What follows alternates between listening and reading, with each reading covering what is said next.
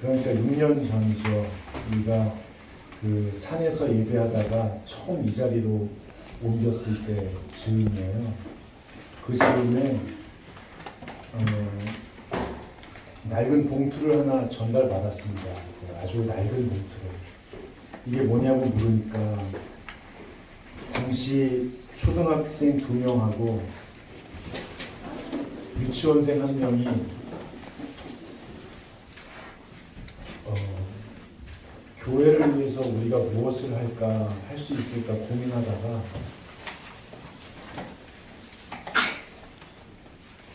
용돈을 모아서 헌금을 가져온 거래요. 그래서 열어보니까 그 새아이가 용돈을 탈탈 털어서 한 3개월 정도 모은 거더라고요.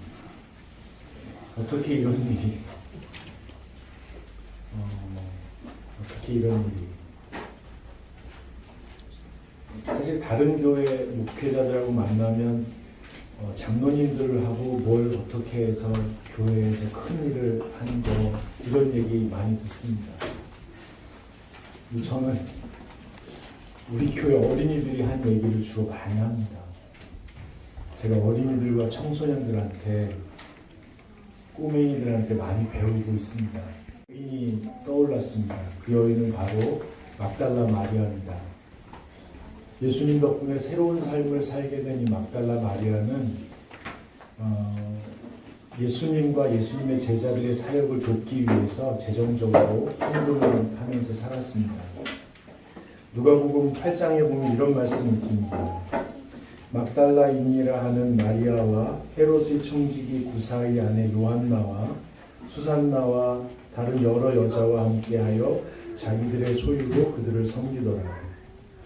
그리고 예수님께서 돌아가신 후에 3일째 되는 아침에 그 전날인지 구입해둔 향품을 들고 예수님의 시체라도 닦아드리고 싶어서 달려온 사람이 바로 마리아입니다. 했던 사람이죠. 근데 정작 예수님께서 잡혀가실 때 여러분이 아시는 대로 나는 그런 사람 몰라요. 3번이나 부인했습니다. 그리고 또 달려왔던 사람이 누구냐면 예수님께서 사랑을 많이 자기에게 주셨다고 자부하던 요한이었습니다.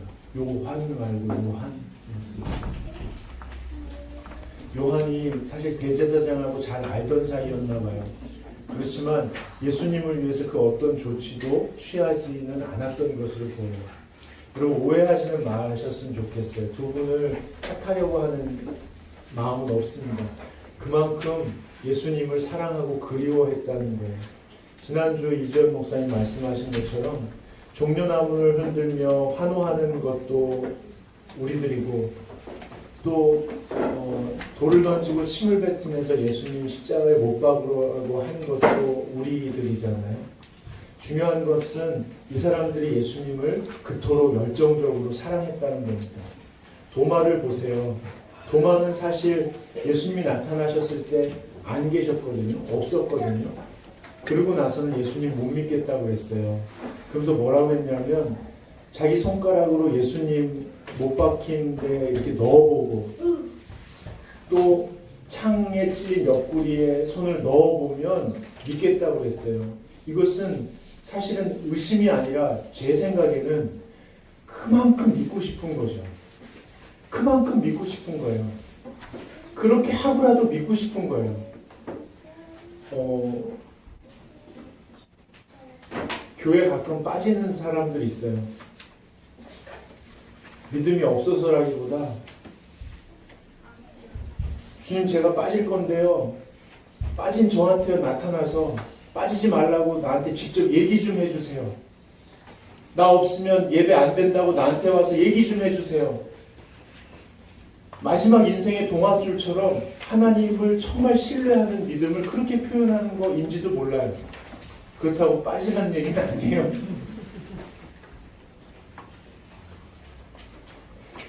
여러분 사실은 사람들은 예수님을 너무 그리워한 거예요. 예수님 시체라도 만지고 싶었던 거예요. 그런 사람들에게 예수님께서 내가 죽음을 이기고 살아났다. 내가 죄를 이기고 살아났다. 내가 너희를 위해서 살아났다. 너희를 너무 사랑해서 내가 죽음보다 강한 사랑으로 죽음을 넘어서 너희에게 왔다 라고 말해주고 싶었던 거예요. 그래서 예수님께서 찾아오신 거죠. 그리고 제자들에게 뿐만 아니라 온 세상 사람들에게 죄에 대해서, 죽음에 대해서 두려워하지 말라고, 내가 죄와 죽음을 이겼다고, 그러니까 믿음으로 살라고, 담대하게 살라고 말해주고 싶었던 거예요. 그래서 부활의 증인을 찾은 거죠. 부활의 첫 증인으로 선택한 사람은 누구일까요? 바로 막달라 마리아예요. 여러분, 좀 미안한 말이지만 2000년 전에는 여성에게는 증인의 권한이 없었어요. 여성이 말하는 것은 증거로 채택될 수 없었어요. 그런데도 예수님은 막달라 마리아를 이 인류의 첫 부활 증인으로 선택하셨어요. 그리고 막달라 마리아는 누가복음 8장에 보면 7 귀신 들린 사람이었어요. 여기 귀신 들려본 적 있는 사람 있어요? 귀신 들려본 적 있어요? 한 귀신만 들어와도 정신을 못 차려요. 2 귀신 들어오면요, 끝난 거예요. 근데 7 귀신이 들어왔대요. 자기가 누군지 몰라요. 자기가 왜 그렇게 하는지 몰라요. 왜 말하는지 몰라요. 왜 그렇게 사는지 몰라요. 완전히 해체된 참담한 인생이었어요. 근데 예수님이 오셔서 그 7 귀신을 그 막달라 마리아의 영혼에서 쫓아내셨어요. 하나님이 사랑하는 이 여인을 건드리지 마라, 나가라 라고 하셨어요. 그래서 막달라 마리아가 온전한 인격체로 거듭났어요. 예수님 때문에 새로운 삶을 살 수 있게 되었어요. 근데 바꿔서 얘기해봐요. 7 귀신 들려서 삶이 해체됐던 여인의 이야기를 지금은 온전해졌다 한들 누가 믿으려 하겠어요? 그런데도 예수님께서는 인류 부활의 첫 증인을 막달라 마리아로 선택하셨어요. 왜 그럴까요? 여러분, 현대 사회에서 성공한 인상이라고 여기는 기준이 있잖아요. 그 기준에 못 미치는 분 계세요? 굳이 손들 필요는 없어요. 평범한 일상을 행복하게 가꾸어 가는데 방해가 되는 육체적이고 정서적인 어떤 증세 때문에 우울해 계신 분 혹시 계셔요? 손 안 들어도 알아요. 손들 필요 없어요. 성숙한 사람으로서 갖추어야 될 덕목이 부족해서 가슴을 치며 안타까워하는 사람 계세요? 성숙한 그리스도인으로서 갖추어야 될 영적인 자세가 없어서 날마다 무너지는 사람들 있으세요? 그렇다면 여러분과 저는 부활의 증인으로 선택받을 가능성이 큰 사람들입니다. 왜냐하면 하나님의 사랑이 다른 사람들보다 훨씬 더 많이 필요한 죄인들이기 때문에 그렇습니다.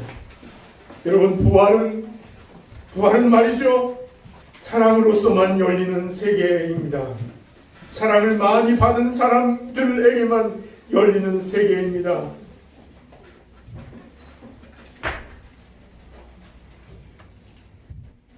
그래서 부활은 머리로 알 수 없는 세상입니다.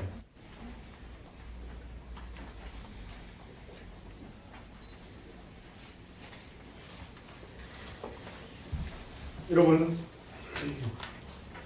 제자들은 오늘 성경에 유대인들이 무서워서 두려움 때문에 근심에 빠져 있습니다. 제자 중에 도마는 자리를 비운 바람에 생긴 의심에 빠져 있습니다. 제자들은 근심과 의심에 빠져 안에서 걸어 잠글 수 있는 방에 숨어 있습니다. 죽을 것 같은 그 공포감에 휩싸여 있습니다. 근데 바로 그 자리에 우리 예수님이 찾아가셔서 가운데 서십니다.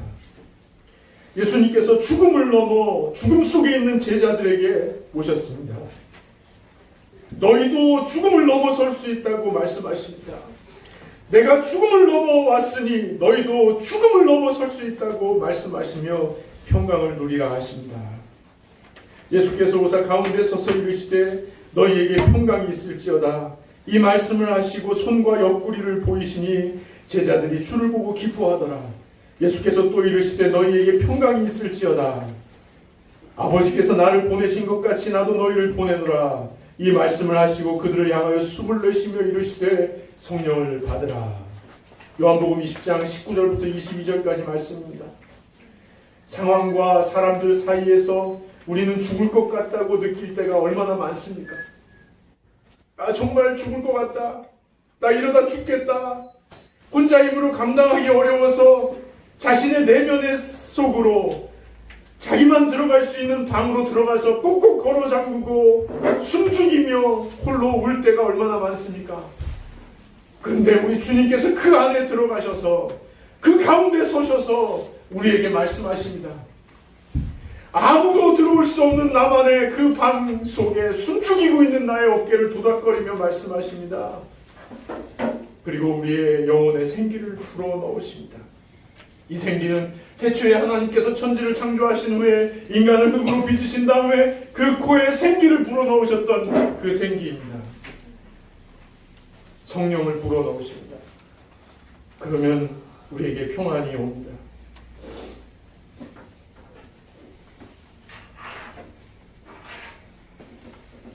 죽음을 넘어서 우리에게 오신 예수님께서 우리에게 그토록 주고 싶으셨던 선물이 바로 이 하나님의 평강입니다. 여러분, 하나님께서 코에 생기를 불어넣으실 때 말이죠, 이게 풍선같이 불어넣으신 게 아니에요. 풍선같이 불어넣으셨으면 사람이 이만해질 거 아니에요?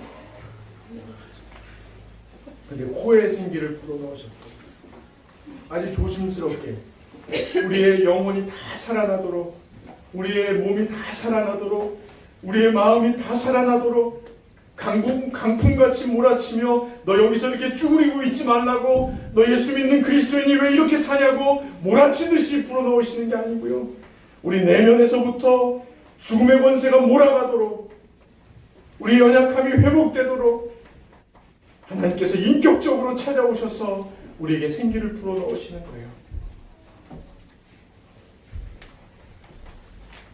여러분, 부활신앙이 뭐예요? 죄와 죽음을 이기시고 우리 내면에 찾아오신 예수님께서 우리 영혼의 콧구멍에 불어넣으시는 그 성령님을 받아들이는 그 느낌, 영적으로 사람들과 상황이 변화되지 않고 나의 연약함과 완악함이 여전히 있어 모질하고 부족해서 날마다 무너지지만 나를 일으켜 세우시기 위하여 내 안에 찾아오셔서 내 영혼의 콧구멍에 하나님의 생기를 조심스럽게 불어넣으셔서 태초에 우리를 만드신 하나님의 뜻이 우리 인생 가운데 온전히 실현되도록 우리를 끝내 일으켜 세우시는 그 하나님의 섭리가 부활신앙의 핵심이에요. 여러분, 이 부활신앙을 가진 사람들은 언제 어디서나 샬롬을 누릴 수 있어요. 부활신앙은 죽음을 넘어서는 거예요. 하나님이 주를 살리셨고 또한 그의 권능으로 우리를 다시 살리시리라. 고린도전서 6장 17절 말씀이에요. 여러분, 이는 죽지 않는다는 의미가 아니죠. 이는 세상 마지막에 예수님께서 다시 오셔서 우리를 죽음에서 일으키셔서 하나님 나라로 인도하신다는 거예요. 여러분, 사람에게는 끝을 끌어오는 소질이 있어요. 끝을 끌어오는 소질이 누구에게나 있어요. 그래서 우리 이제 부모님이 아이들에게 장난감 사줄게 그러면은 이 아이들은 벌써 장난감을 가진 거예요. 그래서 장난감을 갖고 놀기 시작해요. 이게 끝을 끌어오는 소질이에요. 다음 주에 여행을 간다고 생각해봐요. 그러면은 상상해봐요. 상상만 해봐요. 그러면 뒷골이 시원해지면서 여행지에 벌써 가는 거예요. 반대로요, 큰 돈이 들어가는 이사한 날이 다가온다고 생각해봐요. 아직 안 왔는데 답답해지는 거예요. 난치병의 진단을 받고 앞으로 이런 증상이 나타날 거라고 의사가 얘기해요. 그러면은 벌써 우리 몸이 그렇게 무너져 내려요. 이게 끝을 끌어오는 소질이에요. 여러분, 여러분은 여러분의 끝을 어떻게 상상하고 계셔요? 세상 사람들은 끝나면 다 끝난대요. 죽으면 끝난대요. 먼지가 되어서 우주를 떠다닌대요. 아니, 죄 때문에 무언가로 다시 태어나는데 흉측한 거로 태어날 수도 있대요. 극한 허무에 시달리는 거예요. 그래서 방황하는 거예요. 세상은 건강을 젊음을 유지하는 상태라고 얘기해요. 세상은 그래서 젊음을 유지하기 위해서 안간힘을 써요. 그 여자들하고 여성분들하고 가끔 TV를 이렇게 보다 보면 그런 말을 해요. 송혜교도 늙었네. 뭐 주름 생겼나 막 이렇게 안도감. 저렇게 꾸미면 안 예쁜 여자가 어딨어. 우리 엄마가 옛날에 그러셨거든요. 텔레비 보면서 김세레나 선생님 보면서 어머 어떻게 저 나이에 저 옷을 입어. 저렇게 꾸미면 안 예쁜 여자가 어딨어. 제 엄마를 보는데 아무리 봐도 우리 엄마는 우리 엄마인데. 여러분 그러나 성경은 뭐라고 하냐면 건강을 젊음을 유지하는 상태라고 얘기하지 않아요. 성경은 건강에 대해서 하나님의 부르심에 응답하며 하나님의 뜻에 순종하기 위해서 인생을 드릴 수 있는 영적인 태도를 건강하다고 표현해요. 왜 우리가 하나님께 인생을 드릴 수 있어요? 마지막 날에 대한 비밀을 알기 때문이에요. 성경은 말합니다. 마지막 날에 개인적인 종말이든 역사적인 종말이든 그때 우리가 죽음으로 끝나는 것이 아니라 우리 몸은 죽고 끝난 것 같지만 깨어났을 때 예수께서 다시 오셔서 신랑 되신 예수께서 다시 오셔서 부활 영생체로 오셔서 우리를 부활 영생체로 변화시키신 다음에 즉 우리도 죽음에서 죄에서 일어나게 하신 다음에 하나님께로 이끌어 영생하도록 하실 것이라고 약속하셨어요. 그래서 우리가 평강할 수 있는 거예요. 이게 부활신앙이에요. 부활신앙은 죄를 넘어서는 거예요. 우리가 절대로 죄를 짓지 않는다는 말이 아니에요.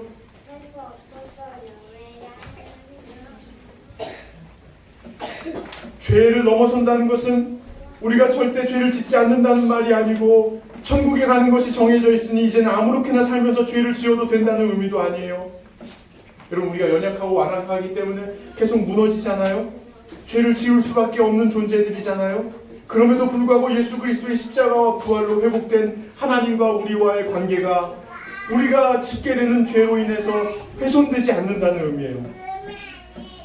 다른 어떤 피조물이라도 우리를 우리 주 그리스도 예수 안에 있는 하나님의 사랑에서 끊을 수 없느니라. 로마서 8장 39절 말씀이에요. 우리는 전에 죄와 죽음의 권세에 속한 종이었죠. 죄의 종노릇하며 살았어요. 근데 예수님께서 죄의 권세에게 물어봤어요.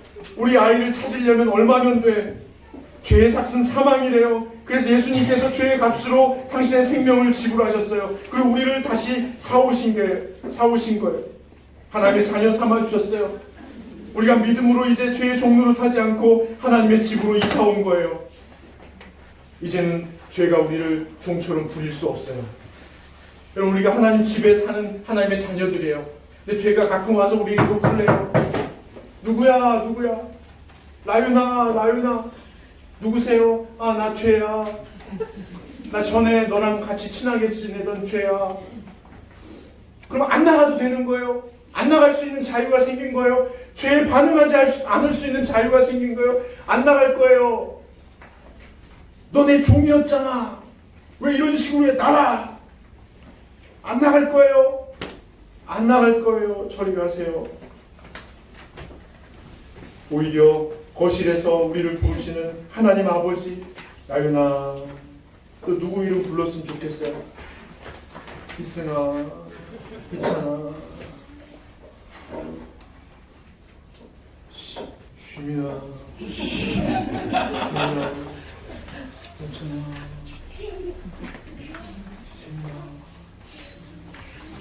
부르는 거예요. 하나님께서 이게 지금 하나님이시죠? 그래서 제가 착각했어요.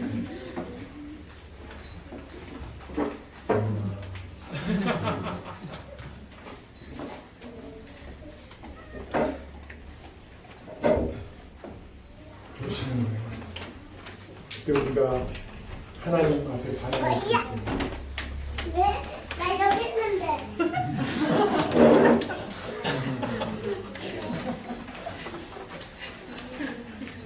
나는 안 했는데.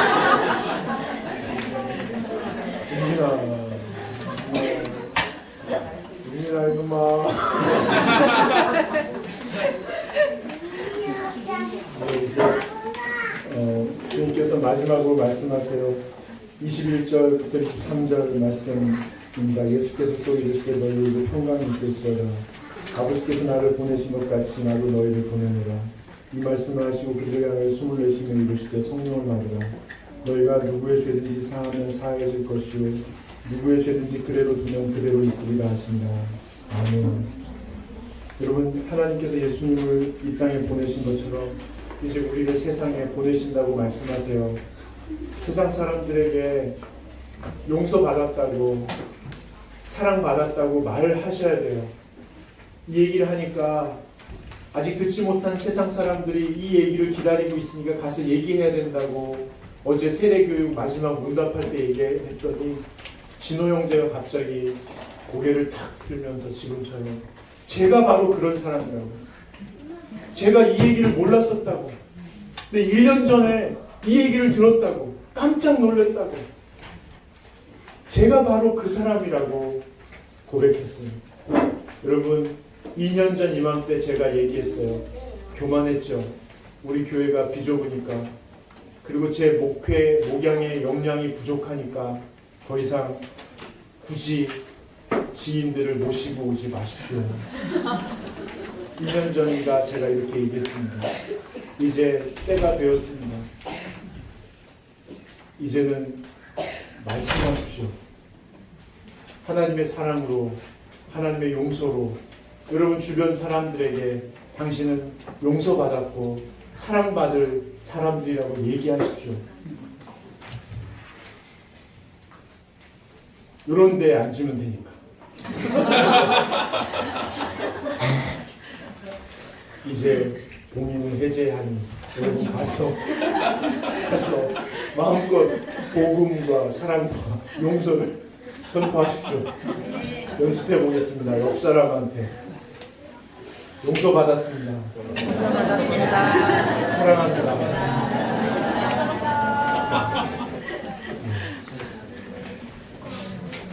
이제 다 함께 일어나셔서 다짐 고백을 하시겠습니다.